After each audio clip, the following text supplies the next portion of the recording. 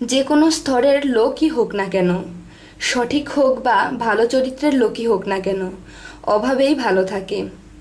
বেশি সুখ পাইলে কি হাল হলো, বেশি সুখ পাইয়া কি হাল হলো, এই নিয়ে কিছু তত্ত্ব আলোচনা করব। একজন মানুষ অভাবে অভাবেই যখন চলে ফিরে এবং খায়, তখন দেখা যায় তিনি শরীয়তের ইবাদতকারী হন না কেন, তার ইবাদত তিনি টাইম টু টাইম করতেছে, নামাজ রোজা করতেছে। দেখা গেল তিনি আল্লাহর প্রতি সম্পূর্ণ খেয়ালও আছে। এবং যিনি তরিকতের সাধনকারী হন না কেন, যখন তিনি খুব গরিবের হালতে ছিলেন বা খুব অভাবেই ছিলেন, তখন দেখা যায় তিনি সেই সাধনকারী টাইম টু টাইম সাধন করতেছে। তিনি একদিন মানুষকে খুব ভালো বুঝাইতেছে, খুব ভালো জ্ঞানও দিতেছে। এখন দেখা গেল এই শরীয়ত এবং তরিকতের লোক দুটো একদিন অনেক ধনী হইয়া গেল।